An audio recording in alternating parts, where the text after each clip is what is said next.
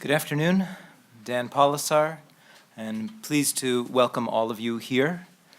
First of all, a word on why I flew in from Israel in order to take part in this conference. Start with the name of the conference, Jews and Conservatism. I looked at that and I thought, wow, that actually describes me. I'm a Jew, I'm a conservative, became more strongly a Jew and also a conservative when I was in college, and for me, these two have been very much connected. So I was delighted when the Tikva Fund began this, what is now turning out to be a series of conferences last year. And I should add, I had a real sense last year that something very, very important was happening through the Tikva conferences on this, and I wanted to both be an observer and also a participant to the extent that I can in what I see as a very important movement. But maybe the most significant reason why I came is I looked at the schedule, and I had an experience that as an academic never happens to me. Normally we look at a schedule for a conference, both the plenary sessions and the breakouts, and we're spending our time thinking, all right, well, I have to be there anyway. There are 5 sessions. This one seems the one where I will end up spending the least amount of time on email because part of it is interesting. And I looked at the schedule for this conference, and I wanted to be literally at every single plenary session and every single panel. I looked at it again this morning and regretted that I have but one opportunity to pass through each of these hours, because I would be perfectly happy to be at any of them, and it's a sentiment I've heard expressed by a number of people here, both in advance of the sessions and after them. So I'm here because this really is a superb conference with an important mission. I have another reason to be here, of course, which is that Martin is both a dear friend and a colleague. He is the founding president of Shalem College, and he is the chair of our Department of Middle East and Islamic Studies. This conference is not about the college, but I'd be remiss if I didn't at least say a brief word about it. Shalem College in Jerusalem is dedicated to developing leaders for the Jewish state and the Jewish people.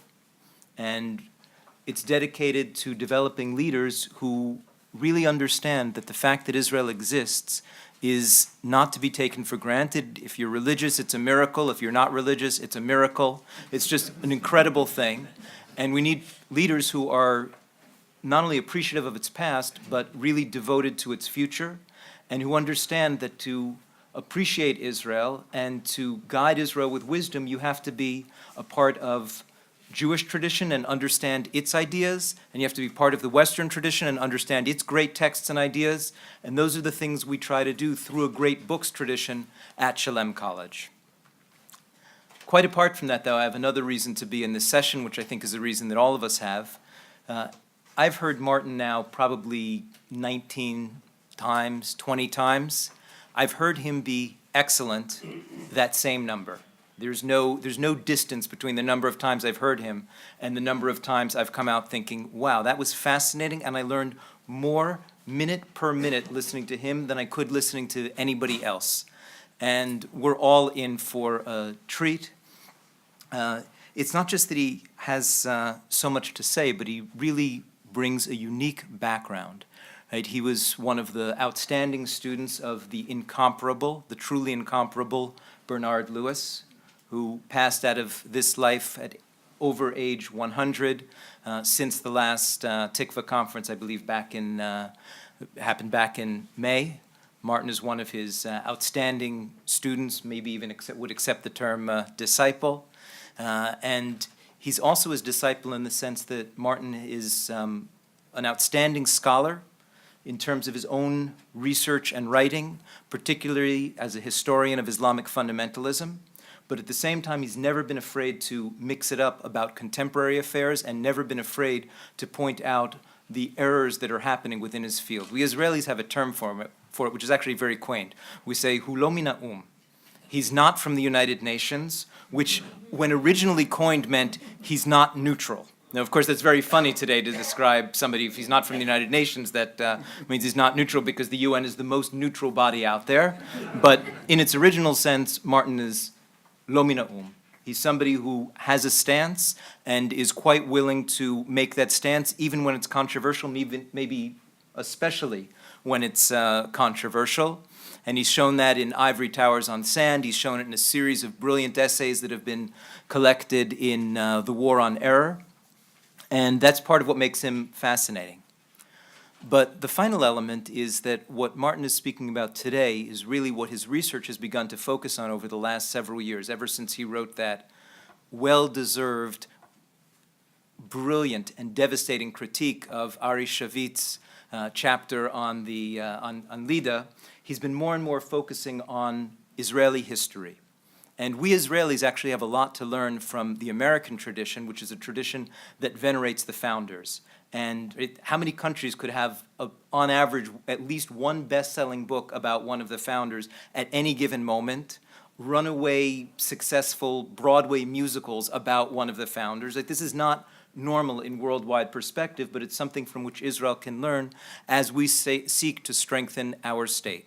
So with no further ado, I'd like to ask everybody to turn off their cell phones, prepare to write your questions on note cards, but most especially prepare to give your undivided attention to Martin Kramer.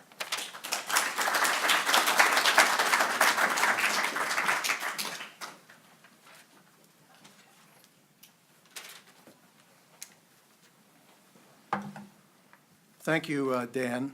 I want to begin by exploiting my position as the speaker by saying something about Dan Polisar.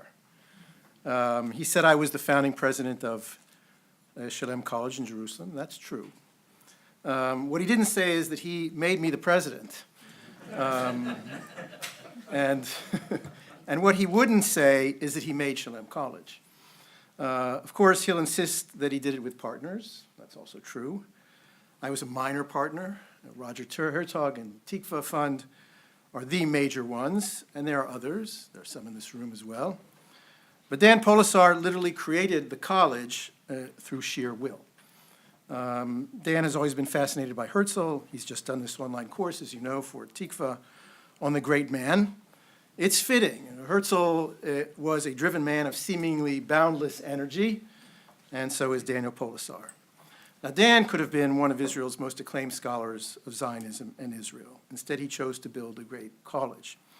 But I'm delighted that lately he's found more time to assume some of the role that he sacrificed. His outstanding work on Herzl, I think, whets the appetite. Among the many reasons then to celebrate the success of Shalem College is that success is freeing Daniel Polisar to assume a scholarly mantle. So I deserve polite applause, but the man here who deserves the sincere variety is Dan Polisar. So please.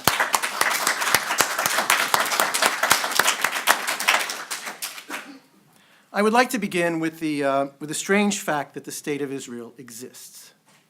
Now, that's not my opening. It was used by the philosopher Isaiah Berlin back in 1953. And while the existence of Israel may not seem strange to us today, it should still stir in us wonder. On Israel's 50th anniversary, the British historian Paul Johnson wrote an article entitled Israel, the Miracle. Miracle is a cursive word reserved for divine act. Historians don't usually use it, and I think Johnson probably meant it metaphorically. But whether you believe in divine providence or not, one must be astonished by the improbable birth of the Jewish state. Now, true, much of the 20th century was improbable, but few unexpected turns can compete with the rise of Israel. Now, just think of it. A small movement led by an assimilated Viennese journalist, one Theodor Herzl, adopts a plan for the return of the Jews to their ancestral land. Now, the leader of this movement describes his own followers as, and I quote him, an army of schnorrers. I stand at the head of a mass of youths, beggars, and jackasses. Now, there are only about 50,000 Jews in this land, which adds up to less than half of 1% of the world's Jews at the time. And the land still belongs to one of the most stubbornly resistant old empires. Yet the movement organizes itself and it begins to grow.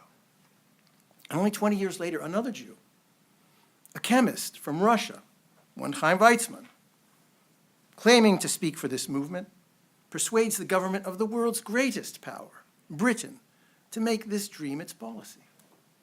The British do so publicly in the Balfour Declaration. The old Ottoman Empire finally crumbles in war, the British add Palestine to their empire, and the Jews begin to come. And 30 years later, 6 million of the world's Jews are gone. Only 600,000 are in Palestine.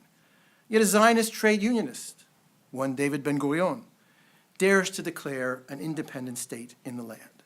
At the time, there were more than 3 times as many Jews in New York City alone than there were in the land of Israel. The army of that state defies the predictions of the military experts, beats back half a dozen Arab armies, and takes the offensive. And suddenly the name of Israel appears on maps, every map of the world.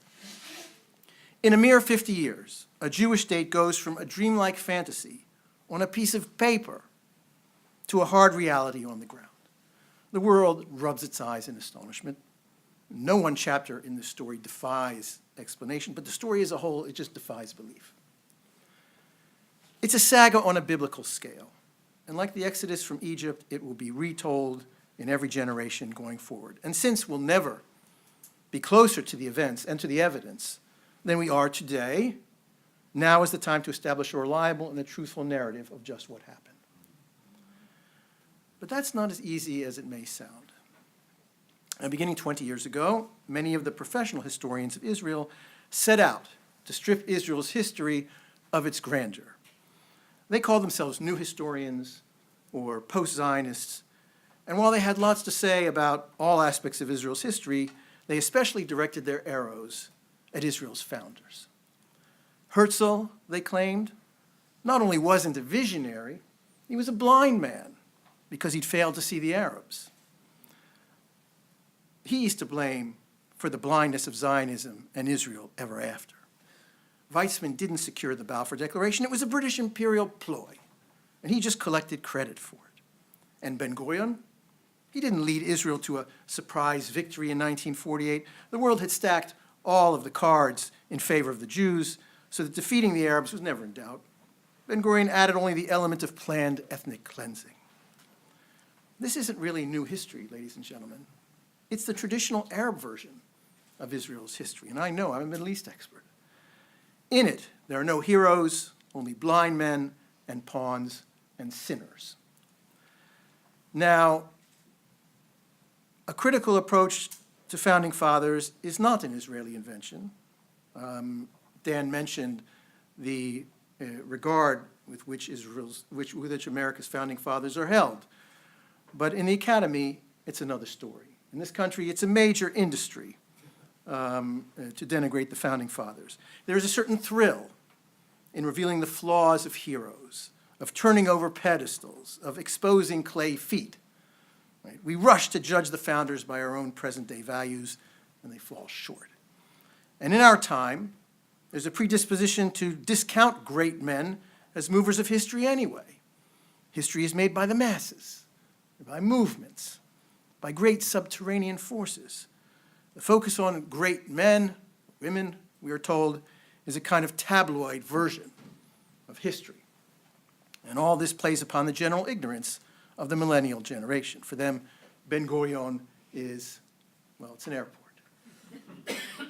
Now, I am a historian. I firmly believe that debunking myths is a historian's duty, no matter what the consequences. But in the case of Israel, the new historians didn't just correct mistakes. They created new myths of their own by distorting the evidence. The historian of Zionism and other things, Walter Lacour, who just passed away, once explained it thus, and I quote him, "The problem of post-Zionism was not that its premises were incorrect, but that what was correct was not new, and what was new was not correct." So the new historians discovered massacres that never happened and secret plans for expulsion that never existed. They seem bent on proving that Israel was created by sinners and that their sins were somehow uniquely egregious. Why? Because Israel was to have been a reparation for the crimes against the Jews. Savor the irony. Right? The sinned against have sinned, and gravely. Now, what's the problem with this? If you give credence to half-truths and accept the hypercritical approach, you can't understand the birth of Israel, and what you can't understand, you cannot explain. It remains a mystery. It's a bizarre accident. Now, there's no doubt that there's something elusive to Zionist history. And I'll quote Isaiah Berlin once more. The Jews, he wrote, constituted an anomaly which could not be defined in terms of the ordinary definition of nations, as applied at any rate to European nations. Right? They didn't fit the template of the nation because they'd been dispersed for 2 millennia, and they survived only on faith. Arnold Toynbee, who was once a celebrity historian, regarded highly even in this country, gave up trying to fit the Jews in this civilizational schema that he made. He simply called the Jews, and I quote him, an extinct society which only survives as a fossil. Because the Jews weren't like other nations, Israel was born in a peculiar way. It started on paper. I quote the writer Arthur Koestler, who, if you didn't know it, was an early disciple of Jabotinsky. Israel, he wrote, is a freak. It is a kind of Frankenstein creation conceived on paper, blueprinted in the mandate, and hatched out in the diplomatic laboratory. So for the Jewish state to arise, a whole people had to move itself across continents by land and by sea. That people had to learn to speak one language and defend itself.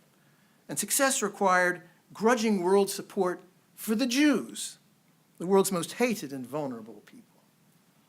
Now, how improbable was that? Right? All of it augured for failure. So a Jewish state could never have come into being by accident. Too many things had to fall into place. Too many things had to go right.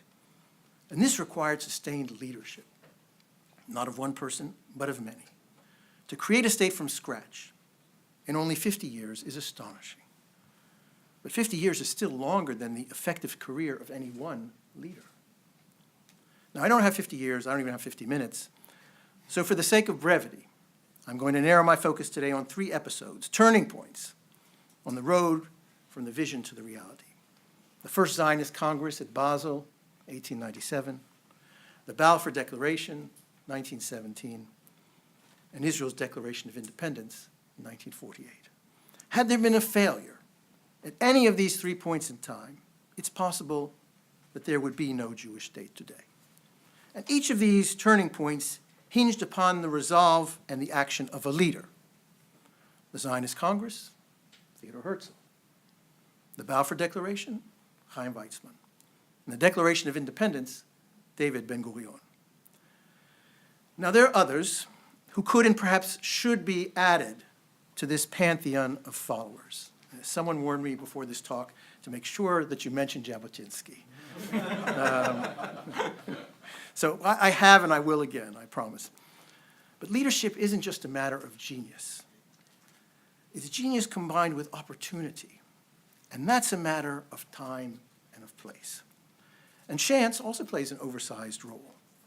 One promising Zionist leading genius goes down in a plane over the English Channel in 1919, Aronson. Right. Another is shot on a Tel Aviv beach in 1933, Arose. Sometimes history rolls the dice. One can debate whether these 3 men whom I'll treat deserve to be called Israel's greatest. But at each turning point, by accident or by design, they alone were positioned to take decisive action, and they took it. If they'd failed, the fate of Zionism and that of the Jewish people might have been forever altered. And it's crucial to remember that even these 3 great leaders shined only for one fine hour. They weren't endowed with infallible judgment. They all made mistakes. They all had cogent critics, and they all finished very much on a down note. In that respect, biography doesn't always do them justice. Biography shows us the whole arc of life, with all the moments of doubt, and disappointment, and despair.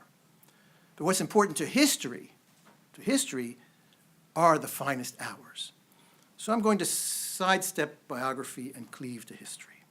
Now, if one were going to write a play about Zionism's founders, and it had to have only the customary 3 acts, how might it unfold? Act 1.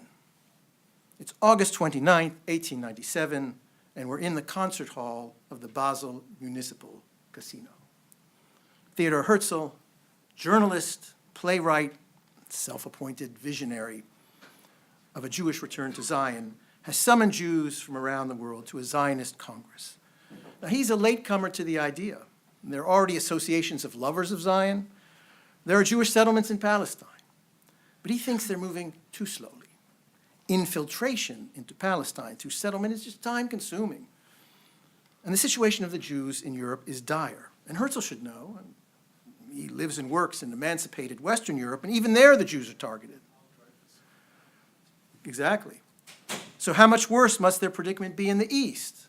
Russia and Poland, Romania. His idea is that the Zionists should seek a charter from the Sultan of Turkey and the protection of a consortium of European powers for a Jewish state in Palestine. Now, 18 months earlier, Herzl had written that short book, The Jewish State, making his proposal. Nothing in the career of the man suggested that he had it in him. Some thought it was a joke. Others, a symptom of madness. Those already involved in Zionist work deemed it presumptuous. He'd already tried out his idea on the moneyed Jews. They dismissed him. So now he called a Congress of Zionists. He wanted it in Munich, by the way, but the Jewish grandees there wouldn't hear of it, and so Basel. But who would come? And here, amazingly, nearly 200 delegates have assembled, even a few from as far away as America. Most are Russian or have some Russian background, people that Herzl doesn't even know. But this come lately has captivated them. Much of it is his noble bearing, his impeccable manners, his brooding eyes. You've all seen the pictures and the bust. A delegate to the Congress writes, and I quote him, "This is no longer the elegant Dr. Herzl of Vienna. It is a royal descendant of David, arisen from the grave. Everyone is gripped as if a historical miracle had occurred." And Herzl himself, he grasped his effect on what he called the little people. "The people are sentimental," he wrote. "The masses do not see clearly. They no longer see my features distinctly." But they respond to his message because, as he notes, it is the simple and fantastic that leads men. And his stirring message to the Congress is simple. The time for a Jewish state has come. He proposes a program to be known as the Basel Program, and its first principle and its final form is revolutionary.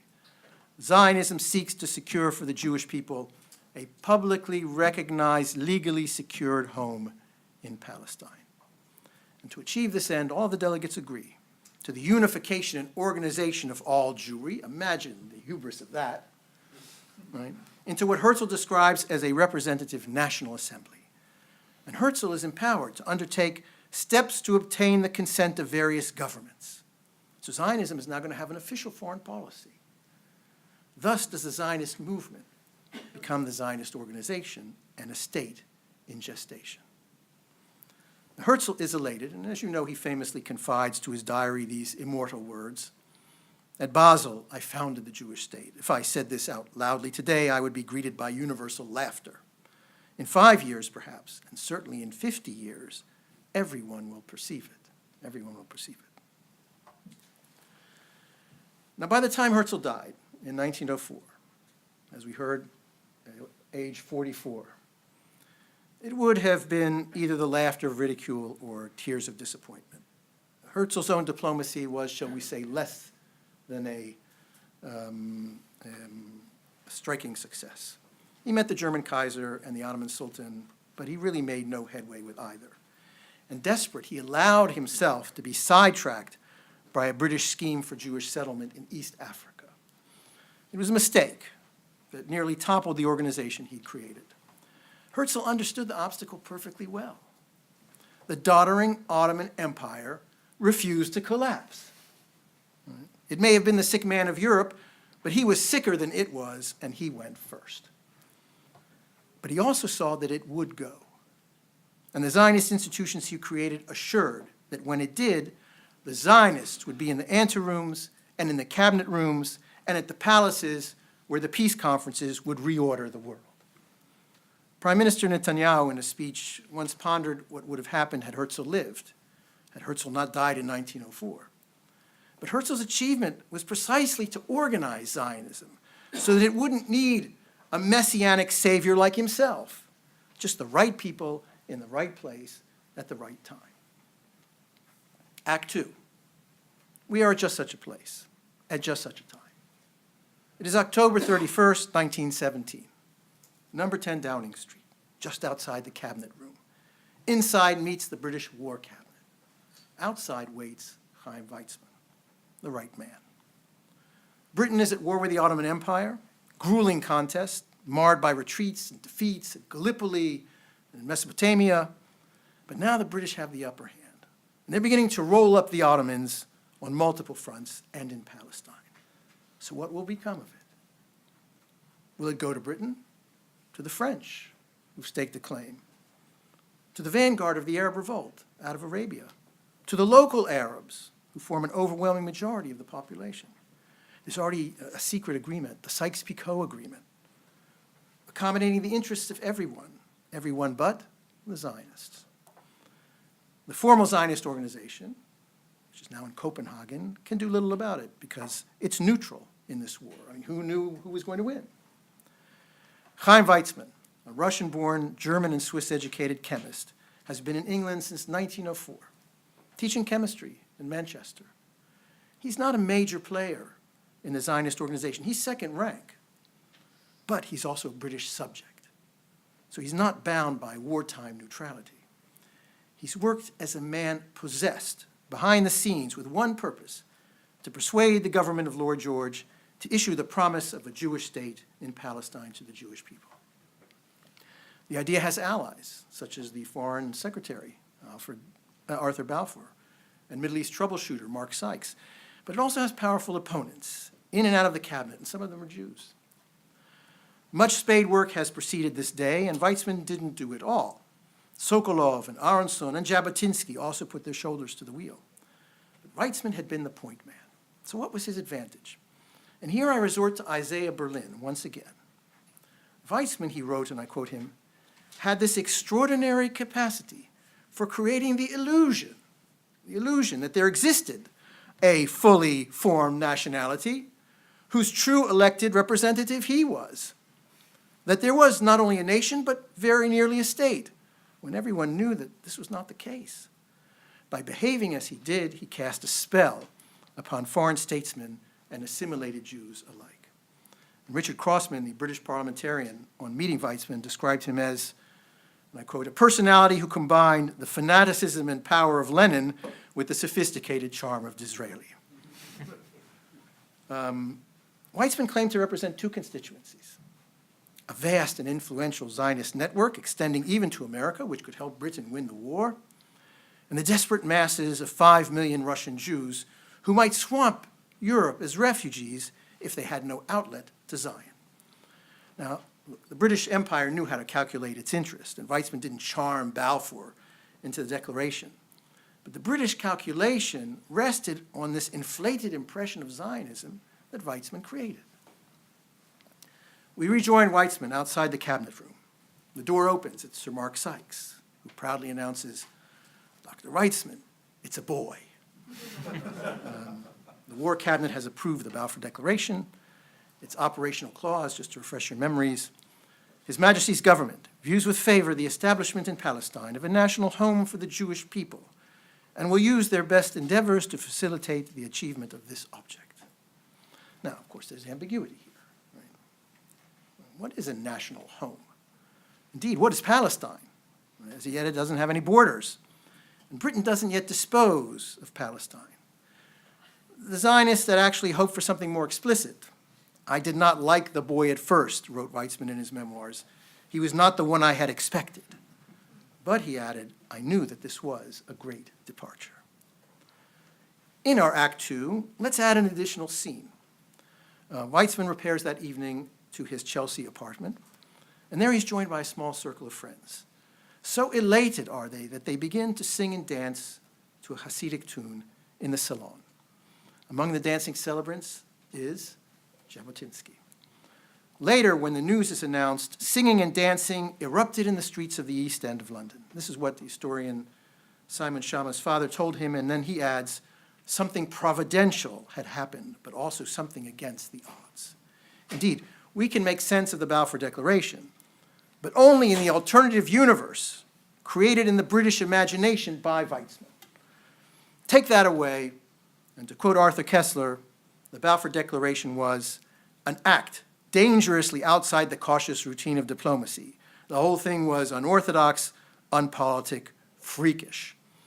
Or as Abba Eban put it, the Balfour Declaration scaled mountainous obstacles of rationality.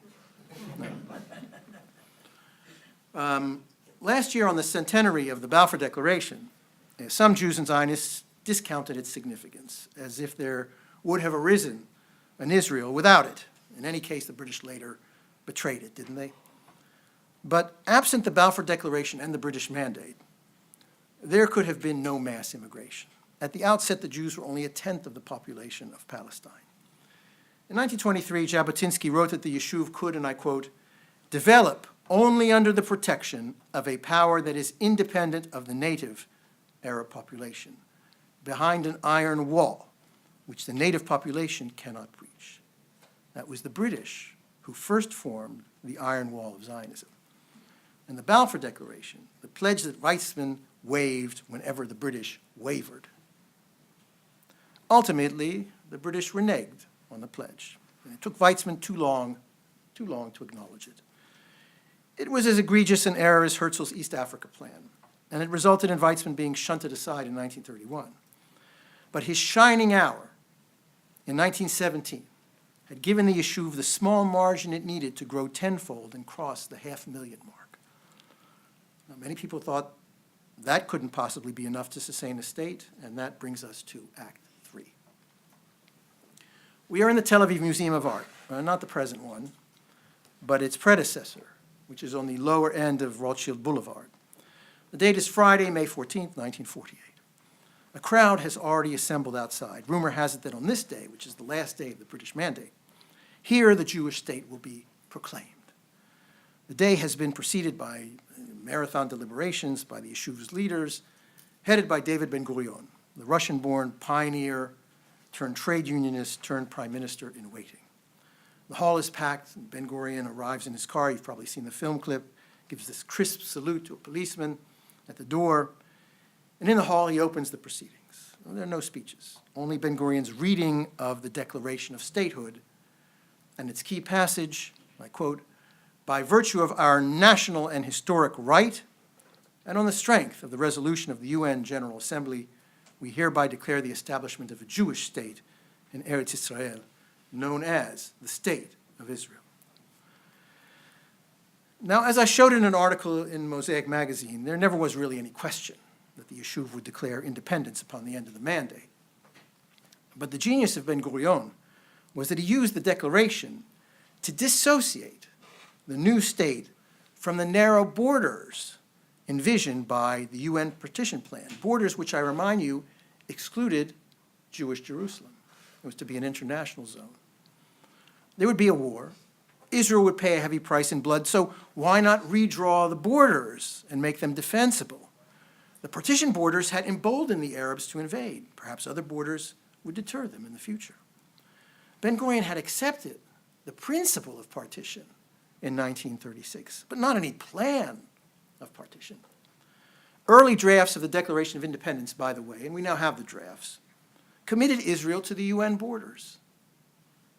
Ben-Gurion took all of that out. The result, Israel not only arose, it did so in larger borders afforded by war, and it did so with the Jewish part of Jerusalem.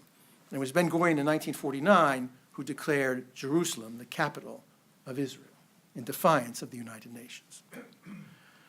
Ben-Gurion's diary for that day in 1948 is full of military matters. And then it ends laconically with these words, and I quote, at 4 o'clock in the afternoon, we declared independence. The nation was jubilant, and I mourn in the midst of rejoicing. Our fate is in the hands of the defense forces. He certainly didn't think it would be a walkover. But in his shining hour, Ben-Gurion exemplified the approach that would be identified with his name. He was the first Zionist leader with his base in the Yishuv. He'd come as a young pioneer in 1906. He'd been in the country for 42 years. And this gave him a strategic focus on the land. Ben-Gurion left no written manifesto. There's no coherent memoir. His diary is a boring recital of logistical details. In Arthur Hertzberg's History of the Zionist Idea, which I assume many of you have read, Ben-Gurion gets exactly 2 pages out of more than 600. What Ben-Gurion did was write, and write beautifully, the map of Israel. And what he did was build Israel's ability to project its power beyond those borders so that it need never retreat from them. Ben-Gurionism wasn't an idea. In its most articulated form, it was demona. Act 3 ends with the establishment of Israel, a 50-year project accomplished by the Jewish people, but thanks to 3 perfectly timed interventions. Herzl convened a Congress, Weizmann elicited a declaration, Ben-Gurion drew a map. It was a natural progression. Together they made a state. And I don't want to create here the wrong impression. Herzl didn't hand a baton to Weizmann, and Weizmann didn't hand one to Ben-Gurion. Quite the opposite. Weizmann walked out on Herzl over the East Africa Plan. And even in Ben-Gurion's shining hour, he slighted Weizmann. Weizmann wasn't a member of the People's Council. So he wasn't invited to sign the Declaration of Independence. And it really hurt him very deeply. 5 years after Weizmann's death, his closest aide tried to get Ben-Gurion to have Weizmann's signature copied onto the declaration. And Ben-Gurion's reply was, Weizmann doesn't need it. The history of Zionism and of Israel is rife with rivalries and resignations and splits and slanders. And yet, whenever by a twist of fate, modern history called forth just the right Jew, or Israel would be lost, that Jew appeared. And for that moment, he showed greatness. This, to echo Isaiah Berlin, is a strange fact, but a fact all the same. We must never take this fact for granted, and we must retell the story to the generations to come. First, because it's true, and second, to remind us that at some time in future, we may need such Jews again. Thank you very much.